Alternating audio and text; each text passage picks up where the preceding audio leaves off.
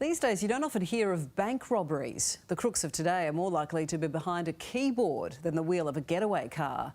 But this week, an extraordinary heist made headlines around the world. We rob banks. What is it about bank heists that have long kept us enthralled, even entertained? The bank itself is right near the Beaufort Highway, so we should be able to hit the ramp within 60 seconds to get out. We also have a diversion crew. They're going to blow up a bread truck a ways away, keep the fuzz busy. How would you feel if one of those classics played out at your local branch? Nobody will get over there! In Brazil, it did. And for those caught up in the chaos, watching from the couch would have been a luxury. This heist was not only well planned, it was brazen and cold-blooded. Innocent hostages used as human shields, tied to bonnets and roofs of the getaway cars. Other bystanders were herded down the street at gunpoint. All but one of the gang of 20 escaped, police too scared to fire a shot in case they hit the innocent. Even the getaway cars were rigged with booby traps for when the law finally caught up. Detectives won't say how much the robbers got away with, but put it this way, they accidentally left behind $150,000 and didn't stop for it. The locals loved it. That wasn't until they got arrested. The banks have been packed with cash for COVID poverty relief, and the thieves hit not one, but three.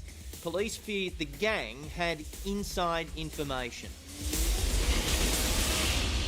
The aftermath of this terrifying bank robbery had a script like a box office special, and there's no shortage of those. Bonnie and Clyde, The Great Train Robbery, Dog Day Afternoon. In fact, it was Al Pacino's work that inspired Australia's most successful bank robber.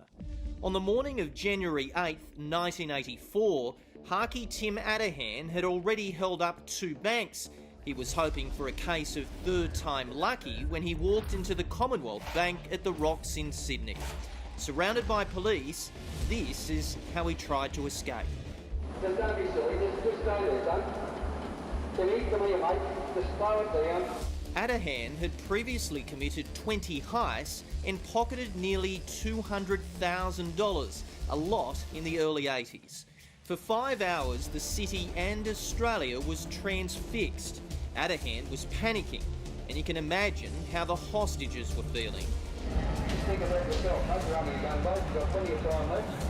So why waste your time sitting in a motor car? After a wild chase, the heist ended in a shootout.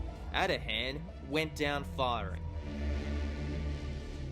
We go down the shaft like Spider-Man, then through the wall, and the vault is ours. Sometimes the crimes are that clever, they are made for the movies. King of Thieves had an all-star cast, but it didn't come close to the actual Grandpa gang. The great thing about it is they were all so old, and we're all so old, you know, we're still actors and they're still thieves. In a plot 3 years in the planning, 6 predominantly pensioners pulled off the largest burglary in English history. The Hatton Garden underground vault was said to be impenetrable. They climbed down through the elevator shaft and drilled through a wall before walking out with more than $20 million in cash, jewellery and gold. But these old-timers forgot one thing: modern technology. Security footage led police to the men, but they never found all of the haul. Unless they're complete idiots, the jewels must have already left the country. What happens to these brazen Brazilians remains to be seen, but it seems likely there'll be an epic ending, and possibly a movie too. Yeah, and it's likely it won't be the last either.